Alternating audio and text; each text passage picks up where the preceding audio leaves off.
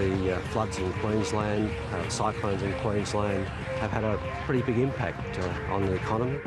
The investments our industry makes have 20, 30, 40-year lives, and it's a very, very clear signal that all future decisions have to price carbon into it. Milk priced at $1 per litre is simply not sustainable. There is not enough money to support farmers, processors and retailers at that price. It is an historic day. We've been listed for 15 years. Now there's a change of ownership. And we apologise to the shareholders for the situation that they are now in, but I can assure you that the company is in great shape. Having one name to promote and advertise will allow us to build an even stronger brand that I know Australia will love and they'll be proud to call their own. We do take very seriously the fact that not everyone in business and not everybody in the workforce is in the fast life. At the time when we need common sense, they are undertaking destructive behaviour and threatening strike action that will cause massive damage to our company, to their colleagues and to their own jobs. There are some key deadlines that are coming up towards the end of this month, so they really need to get something compromised out pretty quickly here.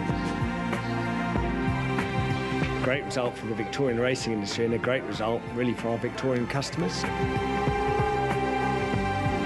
This has never happened before in the history of the United States. So from a psychological perspective, this has already triggered quite a bit of a sell-off in Dow futures. And I think that that is an example of how U.S. investors in general will react.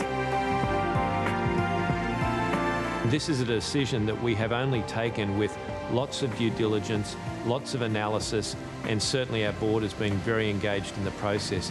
I think the unions and our employees understand the challenges. What it's done is actually send a message to the directors in corporate Australia that firstly, you've got to be sceptical, you've got to question the information provided to you by management. And we absolutely have the full support of our shareholders for this, because they did not want Qantas to bleed a debt of 1,000 cuts. That was clear.